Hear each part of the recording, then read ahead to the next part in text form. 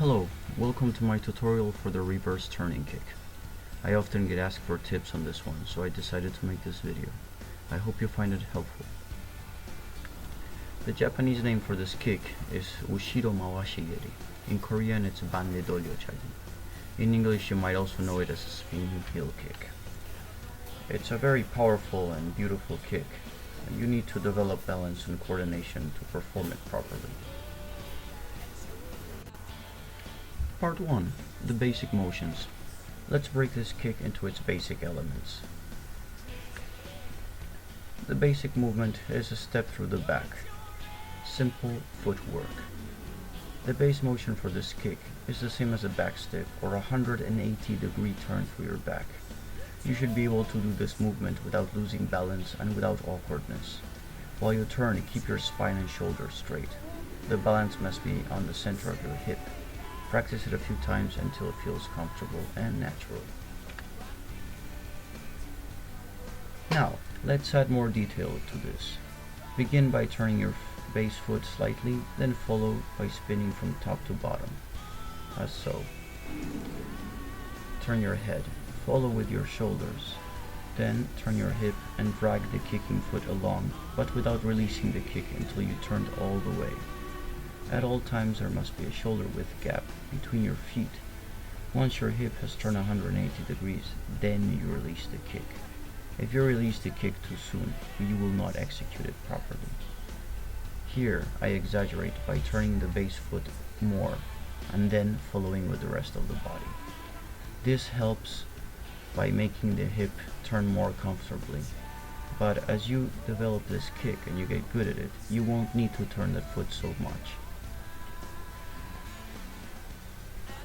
Now only in two movements. Turn 180 degrees and then release the kick. I turn, and once my hip has come to the other side, I release the kick. Again, keep in mind that you should drag the kicking foot along as you turn your hip. Keep it close to the floor without raising it until you actually deliver the kick.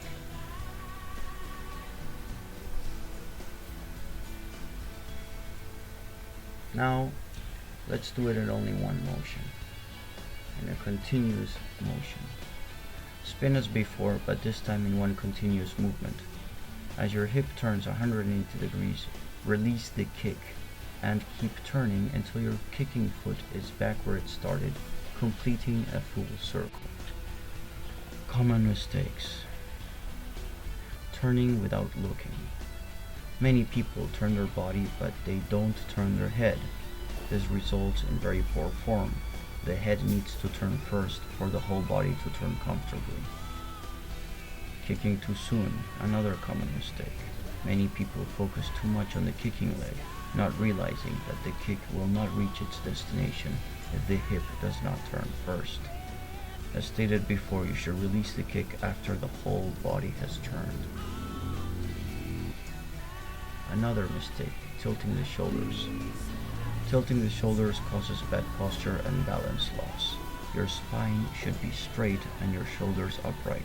The balance is on your center of your hip. Crossing the legs while turning is another common problem.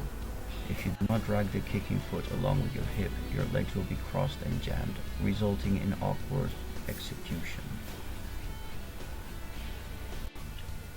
Area of contact. You can perform this kick in two ways, using the ball of the foot for light contact and using the back of the heel for hard contact. In the following example, I am making contact with the ball of the foot. This prevents injuries to your training partners. It also has greater reach than the heel.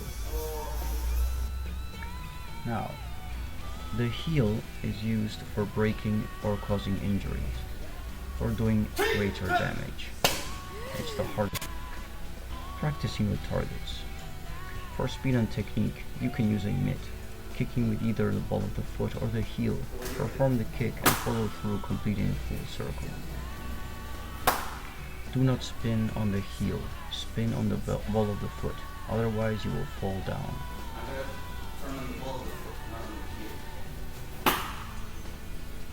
Using a shield or a heavy target. To train heavy impact and power, use a shield. As you kick, keep your legs straight, swinging it like it was a baseball bat. You can land in the front or turn back. I hope this short tutorial was helpful for you. Feel free to ask questions on the comments. Good luck.